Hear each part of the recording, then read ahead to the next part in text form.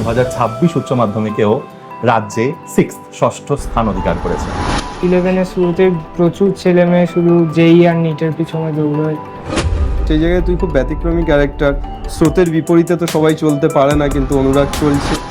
পড়াশোনার বাইরে আর হবি বলতে আমার মিউজিক ভালো লাগে। আচ্ছা, ব্যাচেই পড়তে যেতিস বন্ধুদের সাথে একেবারে আড্ডা মারতে মারতে বা এই সব কিছু নিয়েই?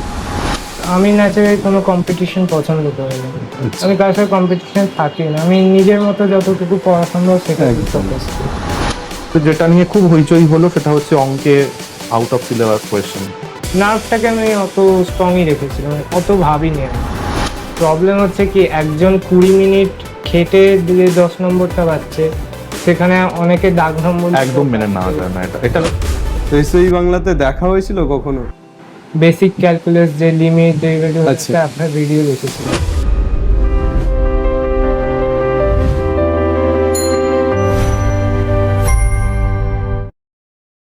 কথায় আছে কনসিস্টেন্সি ইজ দ্য কি। আজকে আমাদের সঙ্গে এসওই বাংলার এই পডকাস্টে রয়েছে আমার এক ছোট্ট অতিথি, আমার ভাইয়েরই মতন, কিন্তু ওর একটা বড় পরিচয়। এই বছর উচ্চ মাধ্যমিকে অর্থাৎ 2026 উচ্চ মাধ্যমিকেও রাজ্যে ষষ্ঠ স্থান অধিকার করেছে। প্রথমেই আমি অনুরাগকে আমার এই পডকাস্টে স্বাগত জানাবো। অনুরাগ গাঙ্গুলি। আর নমস্কার, আমি এসজি স্যার, তোমরা অনেকেই আমাকে চেনো। তোমরা যারা এসওই বাংলা দেখছো, তোমরা জানো যে এখানে আমরা এমন অনেক স্টুডেন্টকে নিয়ে আসি বা এমন অনেক মানুষকেই নিয়ে আসি যাদের কথাগুলো তোমাদের অবধি পৌঁছানোটা খুব দরকার। আমাদের যে এই লক্ষ্যটা, যেটা আমাদের তোমাদের সঙ্গে একাত্ম হয়ে যে এই পড়াশুনোর লড়াইটাতে উত্তরণ হওয়া এবং তার সঙ্গে সঙ্গে জীবন যুদ্ধে উত্তরণ হওয়ার জন্য আমরা যে তোমাদের সঙ্গী হয়েছি, সেই পথে যাতে তোমাদের কিছু সুবিধা হয়, তোমরা যাতে নতুন কিছু জানতে পারো, জীবনটাকে অন্য আঙ্গিকে দেখতে পারো, তার জন্য কিন্তু আমাদের এই পডকাস্টগুলো। তোমরা জানো যে আমিনুর স্যার তোমাদের মেইনলি পডকাস্টগুলো নেন, উনি আজকেও আসবেন। কিন্তু আজকে উনি আমাদের ওপর ভরসা করেছেন, আমার ওপর ভরসা করেছেন এই পডকাস্টটা নেওয়ার জন্য। হয়তো কিছু ভুল ত্রুটি হবে, আমি তো প্রফেশনাল নই, কিন্তু যে কথাগুলো তোমাদের অবধি পৌঁছানো প্রয়োজন সেই কথাগুলোর জন্য আজকে আমাদের এই পডকাস্ট। আমাদের সঙ্গে রয়েছে অনুরাগ গাঙ্গুলি। আমরা দুজনেই গাঙ্গুলি আজকে, আমি সৌম্যপ্রভ গাঙ্গুলি আর অনুরাগ। তো প্রথমেই তোমাকে স্বাগত জানাই অনুরাগ। প্রথমেই তোমার থেকে একটা জিনিস জানবো যে এই লাস্ট এক সপ্তাহ নিশ্চয়ই খুব হেক্টিক যাচ্ছে, প্রচুর ফোন আসছে, আত্মীয় স্বজন, বন্ধু বান্ধব। তো আগে বলো, তুমি কোন স্কুলে পড়তে এবং তোমার বড় হয়ে ওঠা কোথায়, এটা একটু বলো। আমি মাহেশ্রী রামকৃষ্ণ আশ্রম উচ্চ মাধ্যমিক বিদ্যালয়ে পড়ছি, ক্লাস 5 থেকেই পড়ছি আর কি। আর আমি বড় হয়েছি বৈদ্যবাটি শহরে, ছোট থেকে আর কি। আচ্ছা আচ্ছা, এইখানেই তোমার একদম জন্ম থেকে বড় হয়ে ওঠা? আমরা যে তোমার বাড়িটাতে আছি এখানেই? আচ্ছা আচ্ছা। তো তুমি প্রাইমারি স্কুলে এখানেই পড়তে, লোকাল? প্রাইমারি 5 থেকে পড়লে বললে ওখানে? আচ্ছা, 5 থেকে। আর তোমার মাধ্যমিকে কেমন রেজাল্ট ছিল? মাধ্যমিকে আমি 700-656 পেয়েছি। বাহ, ভেরি গুড। মাধ্যমিকের জন্য তোমাকে শুভেচ্ছা এবং উচ্চ মাধ্যমিকের জন্য তোমাকে তো অনেক আন্তরিক শুভেচ্ছা। এই পডকাস্টটা যখন করব ভাবলাম, প্রথমেই ওর সঙ্গে যখন আমার আলাপ হলো, প্রথম আলাপেই আমার একটা খুব অন্যরকম ওর লক্ষ্য সম্পর্কে জানতে পারলাম। এখন মোটামুটি সোশ্যাল মিডিয়াতে বা যে কোনো জায়গায়, ইউটিউবে, যেখানেই আমরা দেখি, সব জায়গাতেই একটা হিড়িক চলছে, একটা ইঁদুর দৌড় চলছে, নিট না জেই। মানে একটা স্টুডেন্ট পিসিএমবি নিয়ে ভর্তি হলে প্রথমেই তার কাছে যে প্রশ্নটা উঠে আসে যে তুমি নিট দিচ্ছ না তুমি জেই দিচ্ছ, তুমি কোন কোচিং সেন্টারে ভর্তি হলে, তুমি কোন প্যাকেজটা নিলে, তুমি কোনটা সাবস্ক্রাইব করলে। তো আমি ওর মুখ থেকে শুনে নেব যে ও মাধ্যমিকের পর যখন পিসিএমবি নিল, তখন তোমার কি ভেবে, কি লক্ষ্য স্থির রেখে তুমি নিয়েছিলে, নাকি এমনি বন্ধুরা নিচ্ছে বলে নিয়েছিলে, ভালোবেসে নিয়েছিলে, না পিয়ার প্রেশার যেটাকে আমরা বলি, বন্ধুদের চাপে সবাই পড়ছে, এইটা একটুখানি আমাদের বন্ধুদের বলো। আসলে আমি যখন মাধ্যমিকে ছিলাম তখন যে সাবজেক্ট কম্বিনেশনগুলো ছিল, মানে আমি একটু আর্টসের সাবজেক্টগুলো আমার একটু প্রবলেম হতো আর কি। এবার হিস্ট্রি, জিওগ্রাফি, হিস্ট্রি, বিশেষ করে হিস্ট্রিতে প্রবলেম হতো। এবার ওই জন্য যখন 12-এ মানে 11-এ ওঠার সময় সাবজেক্ট স্পেশালাইজেশনের জায়গা আছে, আমি ওই জন্য সায়েন্সটাকে চুজ করেছিলাম। ওই জন্য আমি যে ক্লাস 10 অবধি সাবজেক্টগুলো ন্যাচারাল ছিল, ফিজিক্স, কেমিস্ট্রি, বায়োলজি, ম্যাথ, ওগুলোই আবার সিলেক্ট করেছিলাম। আচ্ছা, মানে তখন তোমার এটা কমফোর্ট জোন বলে তুমি এসেছিলে, তাই না? আচ্ছা আচ্ছা, এটা তো খুব ভালো লাগলো আমার এটা। আর এবার বলো যে তারপর তুমি ধরো 11-12 পড়তে শুরু করলে, এবং আমরা সবাই জানি যে 10-এর ফিজিক্যাল সায়েন্স আর 11-এর ফিজিক্স কেমিস্ট্রি জাস্ট কোনো মিল নেই, তাই না? একদম পুকুর থেকে সমুদ্রে গিয়ে পড়া। সেই যখন ধাক্কাটা এলো, বিশেষ করে তোমরা যারা 11-এর স্টুডেন্ট এখন শুনছো পডকাস্টটা, এটা একটু দাদার থেকে শোনো, যে 11-এ যখন প্রথম ধাক্কাটা এলো, ভেক্টর, নিউটন, একটা একটা করে চ্যাপ্টার আসছে, তখন সেটাকে সাথে কিভাবে কোপ আপ করলে? আসলে প্রথম কথা এক্ষেত্রে আমাদের স্কুলে যখন পড়ানো হতো এই 9-10-এ যখন এই সাবজেক্টগুলো বিশেষ করে ফিজিক্সে মানে ফিজিক্যাল সায়েন্সে পড়ানো হয়েছিল, আমাদের স্কুলে একটু ডিটেলসেই পড়ানো হতো। এবার তাই জন্য 11-12-এ আমাদের বেসিক যেটা সেটা সুবিধা হয়েছিল, আর তাছাড়া খুব একটা ভয়ও লাগেনি। আর এছাড়া পরবর্তী 11-এ যে গৃহশিক্ষকরা আছেন বা ক্লাস টিচার, তাদের পড়ানোতে আমার কোনো ডিফিকাল্ট খুব একটা লাগে না। আর সিলেবাসটা একটু ভাস্ট ছিল, কিন্তু এমনি যে খুব একটা বুঝতে কনসেপচুয়াল সেটা আমার অসুবিধা হয়নি। আচ্ছা, আমার সাবজেক্টটাতে একটু আসি। আমার তো বায়োলজি, আমি বায়োলজি পড়াই এতে। তো বায়োলজিও ধরো, মানে আমার মতে বোধ হয় লাইফ সায়েন্সেরই চেঞ্জটা খুব বেশি ড্রাস্টিক হয় না। মানে মোটামুটি ধরো 9-10-এ যেটা থাকে পরিমাণে বাড়ে, কিন্তু একদম ল্যাঙ্গুয়েজটা পাল্টে যায় না, তাই না? এবার 11-12-এ, 11-এ বিশেষ করে, 12-এ একটু সবাই সিরিয়াস হয়ে যায়, কিন্তু 11-এ এই যে বায়োলজির একটা 19টা চ্যাপ্টার, এত বড় সিলেবাস, এইটা কিভাবে তুমি কোপ আপ করলে? প্রথম কথা, চ্যাপ্টারে 19টা চ্যাপ্টারের মধ্যে এবার বায়োলজি, জুলজি, বোটানি এরকম পার্টগুলো, এবার আমার ন্যাচারাল যে ফিজিওলজির পার্টটা ছিল ওটা একটু ভালো লাগলো। বোটানিটা আমার একটু অসুবিধা হতো, তো আমি যে ফিজিওলজির পার্টগুলো ছিল, জুলজির পার্টগুলো ছিল, ওগুলো ভালো করে মোটামুটি পড়েছিলাম। আর বোটানিটাও কিছুটা বইয়ের সাহায্যে কিছুটা পার্ট মানে একটু যেগুলো ইম্পর্টেন্ট জায়গা সেগুলো করেছেন, এবং সেইভাবে হয়ে গেছে আর কি বাইরে। আচ্ছা, আরেকটা খুব তোমাদের জন্য আর কি, তোমাদের ব্যাচটার জন্য একটা খুব বড় চেঞ্জ এসছিল, সেটা হচ্ছে হঠাৎ করে সেমিস্টার সিস্টেম শুরু হলো। হ্যাঁ, মানে কেউ কিচ্ছু জানে না কি হবে, ইভেন তোমরা বোধহয় জানতেও না যে কিরম কোয়েশ্চেন প্যাটার্ন বা কি হবে। একদম যখন ধরো মাধ্যমিক পাশ করলে, তখন তো ক্লিয়ারও ছিল না কবে পরীক্ষা হবে, কি পরীক্ষা হবে। তো সেটা তোমাকে কতটা এক্সট্রা প্রেশার দিয়েছে? মানে আগের ধরো 1 বছরের পরে পরীক্ষা হলে তোমার বেশি সুবিধা হতো না, এই যেটা হলো এটাতে তোমার বেশি সুবিধা হচ্ছে? প্রেশার বলতে আমার কাছে জিনিসটা নতুন ছিল, কিন্তু যেটা হয়েছিল দুটো সেমিস্টার একটা এমসিকিউ বেসড হয়ে গিয়েছিল আর একটা ওর মানে থিওরিটিক্যাল মেনলি হয়ে গিয়েছিল, এবং দুটোই পড়ার টেকনিকটা পাল্টাতে হয়েছিল। এমসিকিউর জন্য যেমন ফিজিক্স কেমিস্ট্রির দিকে বললে আমরা ন্যাচারাল নিউমেরিক্যালস যেগুলো আমি সেগুলো ফোকাস করতাম।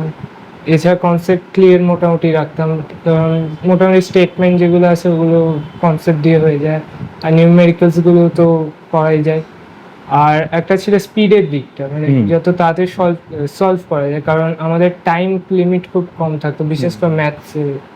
এবার সেটাই ট্রাই থাকতো। আর থিওরিটি মানে যখন সেকেন্ড সেমিস্টার এলো তখন ম্যাথের থিওরিটিক্যাল পার্টটা একটু বেশি জোর দিতাম, মানে ডেরিভেটিভের যে পার্টগুলো, প্রুফের পার্টগুলো, ওইগুলো স্ট্র্যাটেজিটা একটু চেঞ্জ আনতে হতো। অবশ্যই। তোমরা এই বছর যারা ধরো এত ভালো রেজাল্ট করেছো, মানে আগের বারে যেরকম হাইয়েস্ট উঠেছিল এবারে তো তেমনই মোটামুটি হাইয়েস্ট উঠেছে, বা তার থেকে বোধহয় বেশি উঠেছে। তো তার মানে সেমিস্টার সিস্টেম এসে যাওয়ার ফলে খুব ড্রাস্টিক কিছু পরিবর্তন হয়নি, মোটামুটি যারা কনসিস্টেন্ট পড়াশোনা নিয়ে তাদের বোধহয় খুব একটা অসুবিধা হয়নি, তাই না? মেন মুশকিল হয় একটা সেমিস্টার থেকে আরেকটা সেমিস্টার যখন জাম্প করা হয় তখন, কারণ একটা এমসিকিউ বেসড মাইন্ডে পড়ার সাথে তো আবার হঠাৎ করে থিওরিটিক্যাল চেঞ্জ করাটা, এটা একটু প্রবলেম্যাটিক প্রথম প্রথম হয়। এইটাকে ম্যানেজ করে নিতে পারলে পরে আবার ঠিক হয়ে যায়। এবং দেখো 11-এ থিওরি দিয়ে আবার 12-এ কিন্তু আবার এমসিকিউতে ফিরে আসা, মানে এটা রোলার কোস্টারের মতো, একটা রোলার কোস্টারের ট্রানজিশন। তো মানে এটাই মুশকিল হয়। হ্যাঁ, মানে এটাকে যারা জয় করতে পারবে তাদের পক্ষে ভালো রেজাল্ট সম্ভব। মাইন্ডসেটটাকে, হ্যাঁ, মানে ওই একটা জিনিস ধরে বসে থাকলে চলবে না। আমারও এটাই মনে হচ্ছিল, কারণ শিক্ষক হিসাবে আমাদের ক্ষেত্রে এটা একদম নতুন ছিল, এবং তোমাদের গাইড করা এটা তো একটা বড় চ্যালেঞ্জের ব্যাপার ছিল। আর সবচেয়ে বড় চ্যালেঞ্জ তো অবভিয়াসলি তোমাদের, কারণ আলটিমেটলি পরীক্ষাটা দিতে হয়েছে তোমাদের, আমাদের তো পরীক্ষায় বসতে হয়নি। আচ্ছা, আর তোমার প্রাপ্ত নম্বরটা একটু বলো। আমি এবারে 500-491 পেয়েছি। ভেরি গুড, মানে অসাধারণ মার্কস আর কি, মানে বলাই বাহুল্য। হাইয়েস্ট কিসে পেয়েছো? হাইয়েস্ট ইংলিশে কত পেয়েছো? 100। 100। ও, ফুল মার্কস পেয়েছে ইংলিশে। একদম সায়েন্সের স্টুডেন্ট, পিওর সায়েন্সের স্টুডেন্ট, পিসিএমবি স্টুডেন্ট। তার মানে ইংলিশ বাংলা এগুলোকেও কিন্তু অবহেলা করলে তোমার টোটাল মার্কসটা কমতে থাকে না। এবং আর আচ্ছা, খুবই ভালো। আর এই বেস্ট অফ 5-এ বাদ গেছে কোনটা? ভালো লাগছে। বাংলা বাদ গেছে। বাংলায় তো একটু বেশি লিখতে হয়, সবসময় নম্বর হয় না। বাংলায় মেইন চ্যালেঞ্জটা কি ছিল তোমাদের? এই যে হঠাৎ করে একটা এমসিকিউ আবার এটা লেখা, এটাতে মেইন চ্যালেঞ্জ কি ছিল? আমার বাংলার চ্যালেঞ্জের থেকে হয়তো সুবিধাটা একটু বেশি হয়েছে, কারণ এমসিকিউতে ডিটেলস পড়তে হয়েছে, কিন্তু ভাষার দিকটা অত নজর না দিলেও চলতো। আচ্ছা ডিটেলস মাইন্ডে রাখতে হয়েছে। আচ্ছা, বাহ, যারা ডিটেলস মাইন্ডে রাখতে পারে তাদের হয়তো একটু সুবিধা হয়েছে। খুব ভালো। আমার খুব একটা চেঞ্জ হয়নি, আমার ডিটেলস এমন ছিল একদম। আচ্ছা, এইবারে আসি ওর ইন্টারভিউ নিতে আমার বেশি ইন্টারেস্ট যে জিনিসটায়, যে পয়েন্ট দেখাতে, সেটা প্রথমে যেটা বলছিলাম যে নিট জেইর ইঁদুর দৌড়ে কিছু ছেলে মেয়ে কিন্তু এখনো আছে, যেটা আমরাও 10-12 বছর আগে ছিলাম, যে ডাক্তার ইঞ্জিনিয়ারই হতে হবে, নয়তো আর লাইফে আর কোনো গোল থাকতে পারে না। এটা তোমারও কি মনে হয় যে এটা একটু চাপিয়ে দেওয়া একটা, মিডিয়ার চাপিয়ে দেওয়া একটা জেনারেশনাল একটা মাইন্ডসেট হয়ে গেছে। হ্যাঁ। শুরুতেই 11-এর শুরুতেই প্রচুর ছেলে মেয়ে শুধু জেই আর নিটের পিছনে দৌড়য়। অনেক সময় এমনি ধারাবাহিক পড়াশোনাটাকে অবহেলা করে শুধু জয়েন্ট নিটের যে স্পেশাল টাইপে এমসিকিউ প্র্যাকটিস সেগুলো জোর দেয়, কনসেপ্টের জায়গাগুলোকে অনেক সময় বাতিল করে দেয়। এগুলো পরবর্তীকালে সমস্যা করতে পারে। একদমই একদমই, এটা আমিও ভীষণভাবে ফিল করি। তো এবার তুমি বলো তোমার ভবিষ্যৎ পরিকল্পনা কি, কি পরীক্ষা দিচ্ছ বা দিয়েছো? ভবিষ্যৎ পরিকল্পনা বলতে, যে এখনো আমি সেই হিসেবে যেই নিটের জায়গাটা আমি এখনো ভাবিনি, দিও নি এবছর। মানে একদম বসোইনি পরীক্ষা না, দিতে? এবছর মানে এটা আমরা একটুখানি পয়েন্ট করি যে অনেকে হয় এমনি ঘুরতে চলে যায়, মানে প্রিপারেশন নেই, ঠিক আছে, মা বাবা বলেছে ফর্ম ফিল আপ করি, ঘুরতে চলে যায়।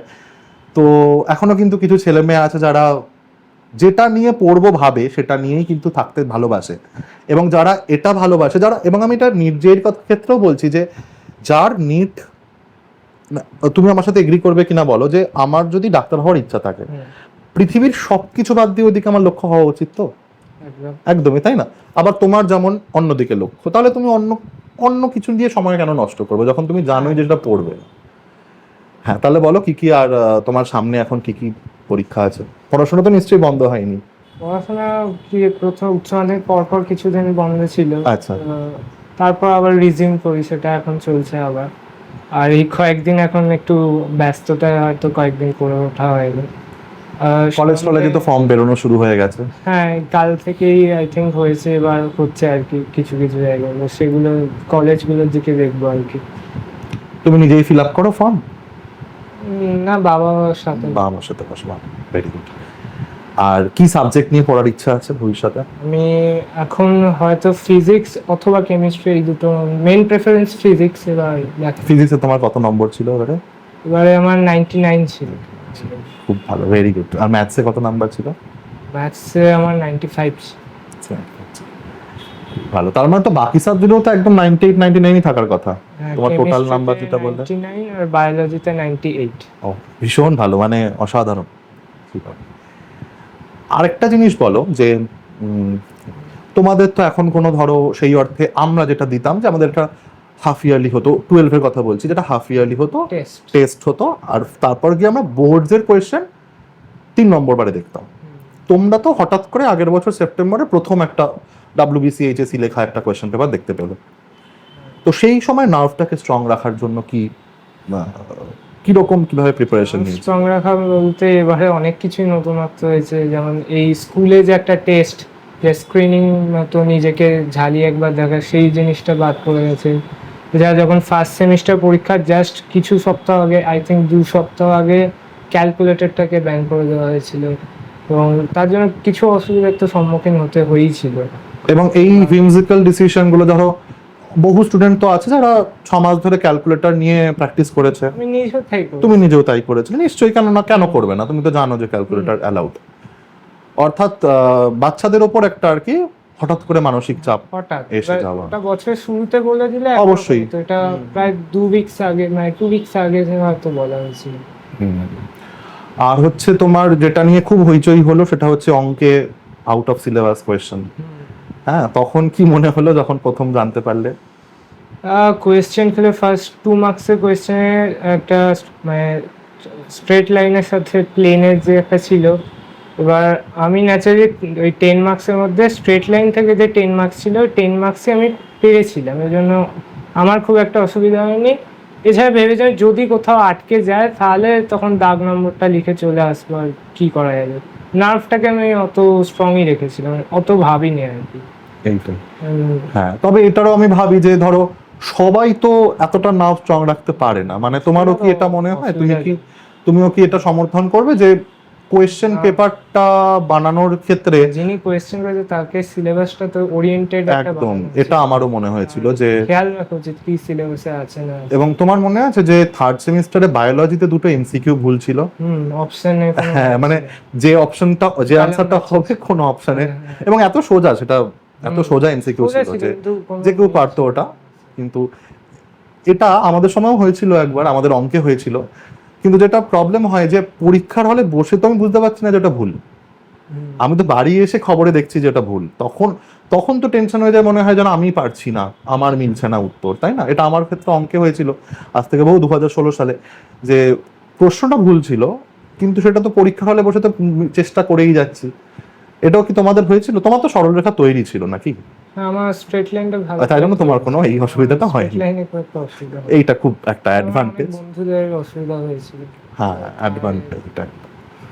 আচ্ছা, মোটামুটি তাহলে সব থেকে বড় কথা একটা মানে প্রবলেম হচ্ছে কি, একজন 20 মিনিট খেটে যে 10 নম্বরটা পাচ্ছে, সেখানে অনেকে দাগ নম্বর একদম মেনে নেওয়া যায় না। এটা অনেকে নার্ভ ফেল করে কিছুই করতে পারছে, অন্যান্য অঙ্কে সেটা একদম। আর অঙ্ক এমন একটা সাবজেক্ট যে একটা ইনইকুয়ালিটি তৈরি হয়। হ্যাঁ, মানে এটা তো লেখা পরীক্ষা না যে ঠিক আছে ওই প্রশ্নটা পারলাম না রেখে দিলাম, যখন অন্য অঙ্ক করছে আমার তো মাথায় ওটা ঘুরবে যে আমি ওটা পারলাম না, মেলাতে পারলাম না। এটা তো আমি ভীষণভাবে ফিল করি, এবং অ্যাজ এ টিচার, এবং তোমাদের যেহেতু এটা ফেস করতে হয় তো তোমাদের তো আরো বেশি ফিল করতে হবে।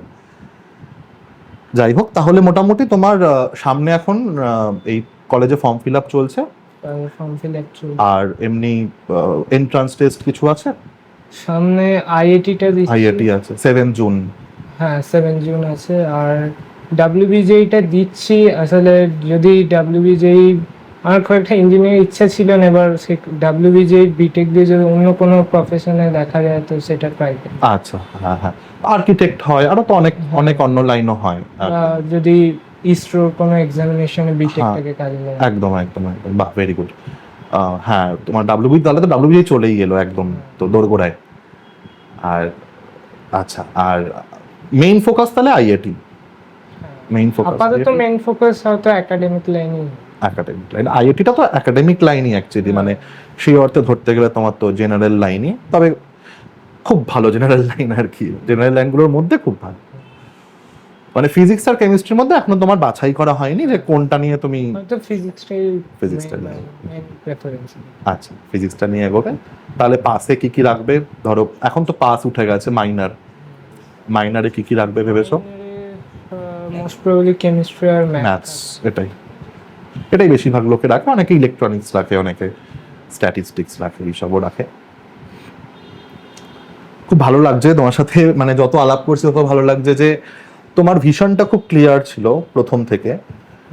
এবং এবার তোমার একটু বলো তোমার টিচারদের, তোমার শিক্ষকদের কথা বলো, যে তাদেরকে কিভাবে তুমি পেয়েছো নিজের জীবনে? শিক্ষকেরা মানে যে গৃহশিক্ষক, স্কুলের শিক্ষক, স্কুলের প্রধান শিক্ষক হোক, সবাই প্রচণ্ড সাথে ছিল এই 2 বছর ধরে। সবসময় সবভাবে হেল্প করেছে, বিশেষ করে ফিজিক্স কেমিস্ট্রিতে। যে আপনি যেটা শুরুতেই বললেন যে একটা হিউজ সিলেবাস, যে জায়গা ফিল্ড চেঞ্জ হয়ে যাচ্ছে, আমাকে আমার স্যারেরা কোনোদিন এটা বুঝতেই দেয়নি সেভাবে। তা এতটা মানে সহজ করে জিনিসটাকে পড়িয়েছে যে আমার সেটা বুঝতে অসুবিধা হয়নি। এছাড়া এবার স্টুডেন্টের যেটুকু ইচ্ছা যা হয়, মানে কোনো প্রবলেম নিজে থেকে সলভ করা, কনসেপ্ট বোঝা, যদি অসুবিধা হয় বুঝতে, বা কোনো নিউমেরিক্যালস অসুবিধা হয় সেটা স্যারের কাছে যাওয়া, এগুলো করেছে আর কি। সে তো বটেই 100 শিক্ষকদের কাজ তো অনুঘটকের মতন, তাই না? হ্যাঁ। রিয়াকশনে টেক পার্ট করবে, স্পিডটা বাড়িয়ে দেবে, তারপর আনচেঞ্জ থাকবে জাস্ট। আর বন্ধু বান্ধবদের কথা বলো। হ্যাঁ, বন্ধু বান্ধবরাও 2 বছর খুব পাশে ছিল, পড়াশোনায় অনেক হেল্প করেছে, কোনো নোটস পাঠাতে। আর পড়াশোনার বাইরেও অনেক সময় বন্ধুদের সাথে গল্প করেছি, খেলেছি। আমি ক্রিকেট কি কি খেলাধুলো করো তুমি?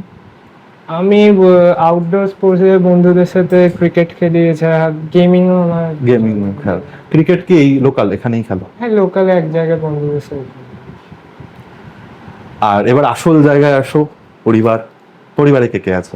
পরিবারে মা আর বাবা আছে। মা বাবা, তাহলে মা বাবার সাথে বলো। এখন তো খুব, মা বাবা তো খুব খুশি নিশ্চয়ই। বাবা তো অবশ্যই, সব থেকে বেশি তো ওরাই খুশি হবে। ওদের কিভাবে কি ওদের কি বলতে চাও ওদের সম্পর্কে বলো। হ্যাঁ, বাবা তো মানে বাবা জন্ম থেকেই পাশে আছে, 100 বার। আজও এখনো পাশে আছে, সাপোর্ট করে এবং আমি আছে। দেখলাম তোমার বাড়িতে প্রচুর বই, মানে হাটে বই, এখানে এত বই। হ্যাঁ, বই মেনলি আমি টেক্সট বুক গুলোই ফলো করতাম, এই যা হ্যাঁ, হ্যাঁ, হ্যাঁ। চলছে, যেমন অঙ্কে এসএন দে, হ্যাঁ। এগুলোই ফলো করতাম। বায়োলজি কি বই পড়তে? বায়োলজি আমি সাঁতরার যে টিভি নাম্বার বই। সেইটা পড়তাম। আচ্ছা আচ্ছা। এনসিইআরটি বই পড়েছো কখনো? এনসিইআরটি বই আমার কাছে আছে, কিন্তু যেহেতু ওয়েস্ট বেঙ্গল সিলেবাসে এনসিইআরটি বায়োলজি আর ওটা একটু ডিফারেন্ট, হ্যাঁ, হ্যাঁ। অতটা এনসিইআরটি তে জোর দিই না। হ্যাঁ, হ্যাঁ। যা নিটের জন্য আর কি, তার যারা- জন্য হ্যাঁ। এনসিইআরটি বলি। এই আইআইটিটা যেটা দিচ্ছ না, এখানে একটু দেখে যাও। এখানেও এনসিইআরটি আইআইটিতে একটু এনসিইআরটি দেখে ফলো যাও। করছি। ওরা যদিও একটু অ্যানালিটিক্যাল কোয়েশ্চেন দেয়, একটু মানে রিসার্চ বেসড কোয়েশ্চেন দেয়, এবং অ্যাকচুয়ালি ছেঁকে নিতে চায় যে যাদের দ্বারা রিসার্চ হবে, ওটা তো একদম রিসার্চ বেসড। সে তো বটেই 100 বার। আর হবি কি আছে এর পড়াশোনার বাইরে? আর কি হবি বলতে আমার মিউজিক ভালো লাগে। আচ্ছা এখন আপাতত গিটার প্লে করি। আচ্ছা, বাহ, খুব ভালো। খেলাধুলার কথা তো বললাম, বন্ধুদের সাথে গল্প করা বা দুষ্টুমি করা, এই বিষয়ে। বাহ, খুব ভালো, মানে একদম অনেস্ট, মানে ওর যা মনে হচ্ছে তাই বলছে। এটাই আমি চেয়েছিলাম অ্যাকচুয়ালি, যে প্রথম আলাপটাই যে এত সুন্দরভাবে হবে ওর সাথে, সেটা তো কখনোই ভাবিনি। এই আর কি মোটামুটি। তো তোমার সাথে তাহলে তোমার সামনে এখন একদম পড়াশোনা তো বন্ধ নয়, এখন মোটামুটি আসছো, এই করছো, এবং আমি চাই যে তুমি একটু খুব ভালো কলেজ, এমনি কলেজ তুমি পেয়ে যাবে, যেগুলো ধরো মার্কসের বেসিসে যেগুলো হয় সেগুলো তো তুমি পেয়ে যাবে, তোমার যেটা ইচ্ছা সেটা তুমি নেবে। আমার শুভেচ্ছা রইলো যে তুমি যেন আইজারে পেয়ে যাও, তাহলে তো মানে আমি খুব খুশি হব আর কি। তুমি তোমার মতন ছেলে মেয়েদের যাওয়া উচিত এরকম জায়গায়, অবশ্যই। তো খুব ভালো লাগলো ওর সাথে কথা বলে, এবং ওর যে ভিশনটা, তোমরা কি কি শিখলে কমেন্টে অবশ্যই জানাবে, যে দাদার থেকে তোমরা কি কি শিখলে। এবং এই যে নিজের লক্ষ্যে অবিচল থাকা এবং খুব অনেস্টলি নিজের বক্তব্যটাকে পেশ করা, এটাও কিন্তু একটা খুব বড় শিক্ষা।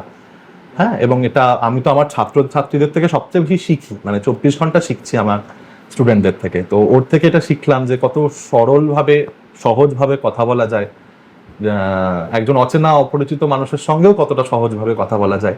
এটা একটা বড় শিক্ষা আমি কিন্তু পেলাম আজকে। আচ্ছা অনুরাগ, অনেকক্ষণ স্যার কথা বললেন তোর সাথে, আমি একেবারে তুই করেই বলছি, ঠিক আছে, একেবারে ভাইয়ের মতো তুই। স্যার অনেকক্ষণ কথা বললেন, আমি ক্যামেরার ওপার থেকে দেখছিলাম। তো আমার একটা জিনিস মনে হচ্ছিল যে তুই কি লিটারেলি এত শান্ত, নাকি এই শান্তভাবে আমরা স্যাররা আছি বলে কথা বলছিলিস? আমি শান্ত বলতে আমার তুই তো বললি তোর হবির মধ্যে দুষ্টুমিটাও আছে। আমি আসলে ব্যাচে যখন পড়তাম, বন্ধুদের সাথে প্রচুর গল্প করতাম বা এত দুষ্টুমি করতাম, স্যার অনেক সময় আর কি বিরক্ত হয়ে যেতেন, আচ্ছা, কন্ট্রোলের বাইরে আর কি অনেক সময় চলে যেতাম। তা আজকে তো তোকে গল্প করার জন্যই বসিয়েছি, আমরা বিরক্ত হব না, গল্প কর, অসুবিধা নেই।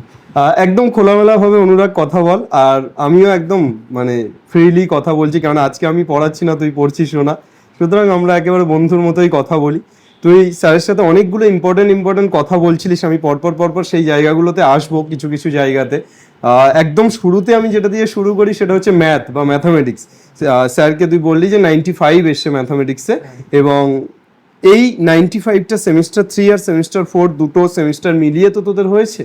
তো আমি যেহেতু ম্যাথের টিচার, আমার ইন্টারেস্ট সবচেয়ে বেশি এই জায়গাটাতেই থাকবে। সেমিস্টার 3তে কত এসছে তোর?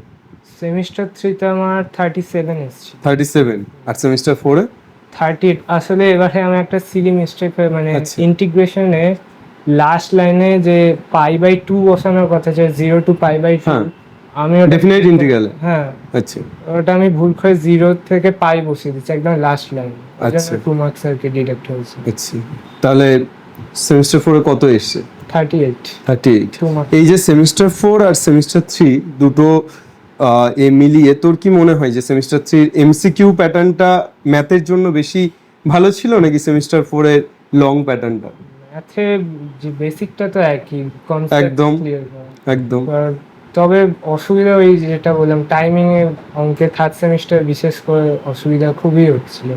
আচ্ছা, থার্ড সেমিস্টারে যেটা হয়েছে সেটা হচ্ছে যে এমসিকিউ বেসড কোশ্চেন করেছে, কিন্তু এই এমসিকিউ কোশ্চেনগুলোই 4 নাম্বার, যার জন্য টাইমটা অনেকটা সমস্যা হয়ে গেছে। মানে অ্যাকচুয়ালি যেই নিটে স্ট্রাকচারের কোশ্চেন হ্যাঁ। করলো, যেই নিটে যেটা হয় এগুলো 4 মার্কস থাকে একটা question। একেবারেই আর ওটা সব কোয়েশ্চেন যে করে আসতে হবে তারও কোনো মানে নেই। একদম।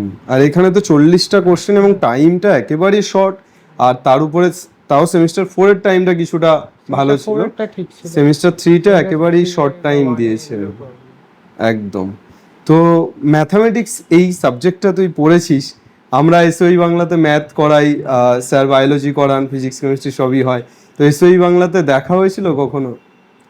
হ্যাঁ মানে মাধ্যমিকের জাস্ট পরে পরে যখন একটু পড়াশোনা চালু করছিলাম আর কি, তখন বেসিক ক্যালকুলাস যে লিমিট ডেরিভেটিভ আচ্ছা। আছে আপনার ভিডিও দেখেছিলাম। আমার ভিডিও দেখে করেছিলিস? হ্যাঁ, এটা আমার অনেক বন্ধুদের কাছে শুনেছি। আচ্ছা আচ্ছা, কেমন লেগেছে তোর?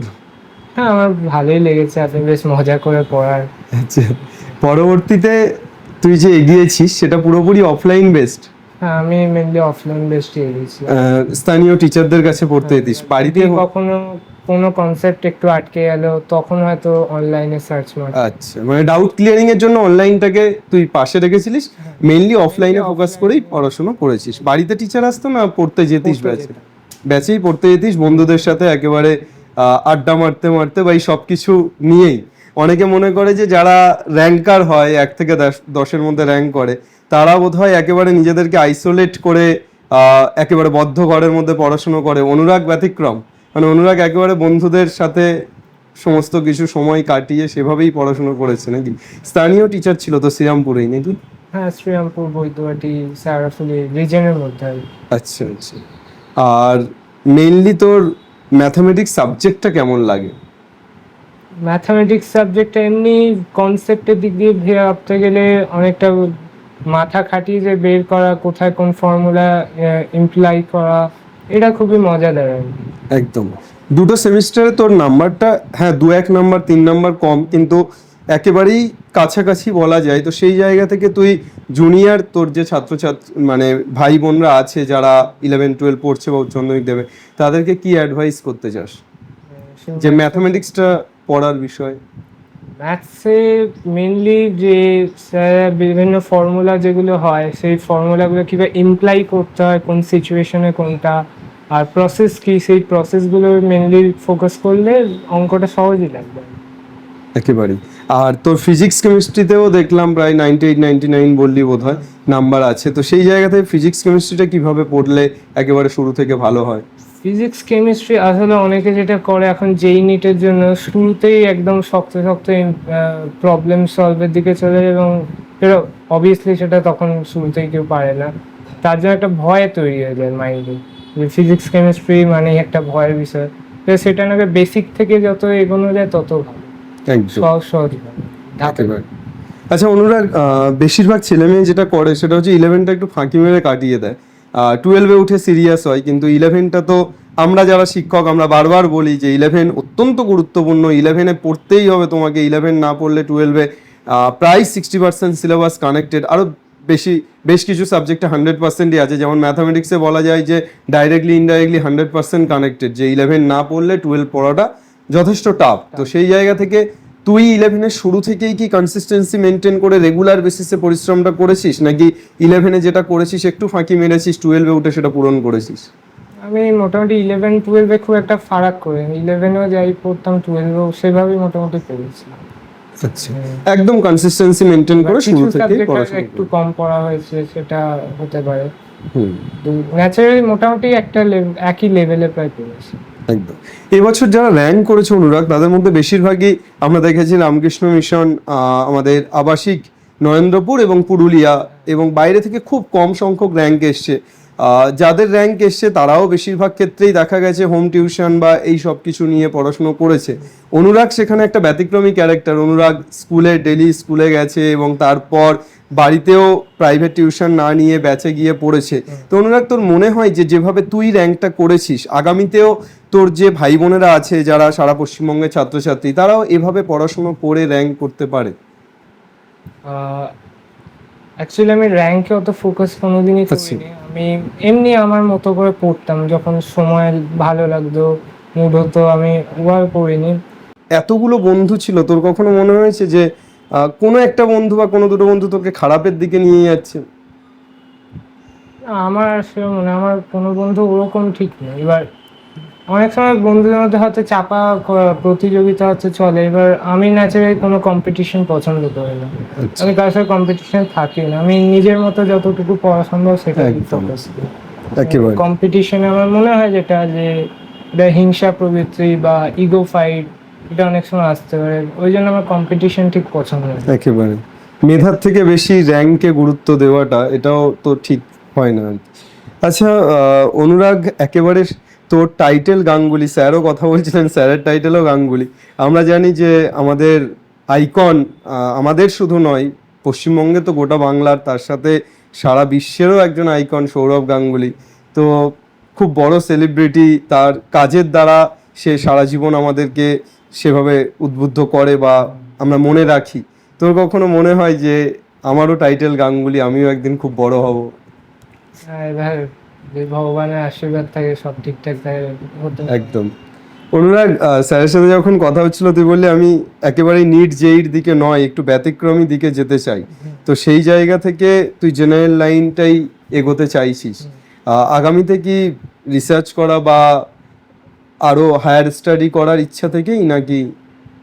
হ্যাঁ, মানে আপাতত মোটামুটি একটা সাবজেক্ট নিয়ে যতটা এগোনো যায়, এবার এর মাঝে বিভিন্ন যে পরীক্ষাগুলো হয়, কম্পিটিটিভ এক্সামগুলো আফটার গ্র্যাজুয়েশন, সেইগুলো ট্রাই করবো। একদম। আজকে আমরা দেখি আজকাল যে যারা ফার্স্ট সেকেন্ড থার্ড বা যারা খুব র্যাঙ্কে ভালো হয়, তারা সবাই ওই হয় আইআইটি জেই বা নিট এদিকেই ফোকাস করে। সেই জায়গায় তুই খুব ব্যতিক্রমী ক্যারেক্টার।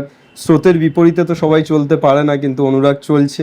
আগামীর জন্য অনুরাগের এই স্রোতের বিপরীতে চলার জন্য অনেক অনেক শুভকামনা থাকলো। আর অবশ্যই এগিয়ে চল। তোর যে কথাবার্তা বা তুই যেগুলো বললি ছাত্রছাত্রীদের উদ্দেশ্যে, সেগুলো দিয়ে আশা করি ছাত্রছাত্রীরা খুব সমৃদ্ধ হবে এবং তাদের জীবনে পথ চলার ক্ষেত্রে খুব কার্যকরী ভূমিকা নেবে। স্যারের সাথে দীর্ঘক্ষণ তোর যে আলোচনা হলো, সেখানেও খুব ইম্পর্টেন্ট কিছু পয়েন্ট নিয়ে তোরা আলোচনা করলি স্যার এবং তুই। তো আশা করছি সব মিলিয়ে আজকের এই যে তোর কথাবার্তা, সেগুলো আগামী প্রজন্ম বা আগামী ছাত্রছাত্রীদের জন্য অনেক পথ চলার অনেক রসদ দেবে। থ্যাংক ইউ অনুরাগ, এতক্ষণ ধরে আমাদের সাথে কথা বলার জন্য এবং এই সময়ে, মানে এই যে রেজাল্ট আউট হয়েছে, এত ব্যস্ততা, বাড়িতে সব সময় মিডিয়া এটা সেটা আসছে, তার মধ্যেও আমাদের সাথে সময় দেওয়ার জন্য। এবং ভালো লাগলো তোর সাথে কথা বলে। আর খুব ভালো লাগলো যে এই তুই বললি যে 11-এর শুরুতে আমি এই ক্লাসগুলো দেখতাম, বা আমি খুব সমৃদ্ধ হলাম এবং আমার মনে হচ্ছে যে এই কাজটাকে আরও ভালোভাবে করতে হবে যাতে আগামীতে আরও অনেককে সমৃদ্ধ করতে পারি। Thank you. ভালো লাগলো। নমস্কার, আমি শ্রাবণী গাঙ্গুলি, অনুরাগ গাঙ্গুলির মা।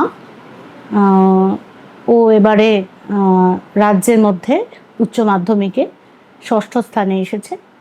তো ওর জন্য তো আমরা খুবই গর্বিত আর আনন্দিত, গর্বিত তো বটেই। যাই, একটা বাচ্চাকে যখন ছোট থেকে মা বড় করে, তখন তার সাফল্যে তো মায়ের ভীষণই আনন্দ হয়।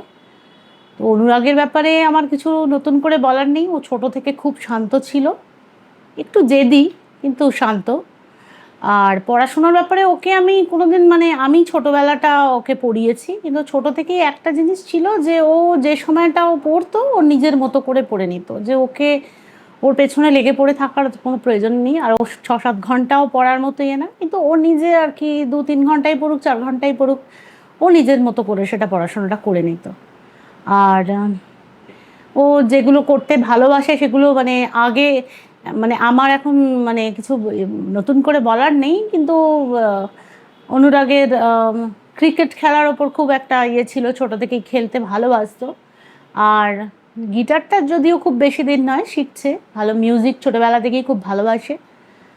আর আর নতুন করে আর কি বলবো, মানে মা হিসেবে বা বাবা হিসেবে আমরা ওকে কোনো দিন কোনো কিছুতে চাপ দিইনি। আমাদের হয়তো একটু ইচ্ছা ছিল যে ও একটু ডক্টর হোক বা কিছু, কিন্তু ওর ইচ্ছা ও জেনারেল লাইনে যাবে বা অন্য কিছু পড়তে চায়। তো আমাদের ইচ্ছা থাকলেও আমরা ওকে সেটা জোর করিনি, ওর মতো করে ও যেটা করতে চায় আমরা সেটাই করতে দিচ্ছি। এবং প্রত্যেক বাবা মার ক্ষেত্রেই আমি সেটা বলবো যে মরাল সাপোর্টটা বাচ্চাদের সবসময় দরকার। যে আমার নিজের ইচ্ছাটা আমি ওর ওপর জোর করে চাপিয়ে দেবো সেটা না করাই ভালো। তো আমি সবসময় বলবো যে ওরা যেটা করতে চায় ওদের সেইভাবেই মানে ছেড়ে দেওয়া উচিত, তাতে ওদের আমার মনে হয় সেটাই ভালো।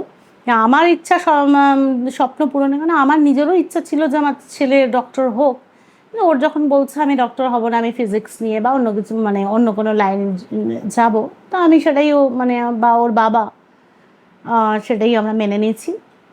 তো সেই জন্য ওর বাবাও নিজে ছোটোবেলা বয়সে মানে একটা সময় ওর বাবা ওকে ওর বাবাও কেমিস্ট্রির মানুষ, তো কেমিস্ট্রি ওকে মানে গাইড করতো। তো আমরা যে মানে মোটামুটি দেখেছি করছি, গাইডে রেখেছি, কিন্তু আমরা আমাদের জোরটা ওর ওপর কোনো দিন খাটাইনি। আর আমার ছেলে একটু মুডি, ও নিজের মতো করে পড়াশোনাটা করে নিয়েছে। ছাত্র হিসেবে মোটামুটি ভালোই ছিল বরাবর। ওকে নিয়ে আমার কোনো দিন মানে এমনি দুষ্টু কোনো দিন করেনি, এমনি একটু জেদি, সেটা তো আগেও বললাম। এই আর কি, আর কিছু বলার নেই। মানে আগামী প্রজন্মকেও বলবো তোমরা ভালো করে পড়াশুনো করো, ঠিক মতো হবে। আর বাবা মার ক্ষেত্রে একটাই বলবো যে আপনাদের জোরটা ওর ওপর খাটিয়ে দেবেন না, যে না এটাই করতে হবে, ওদের যেটা ভালো লাগে সেটাই করতে দেবেন। ধন্যবাদ, নমস্কার।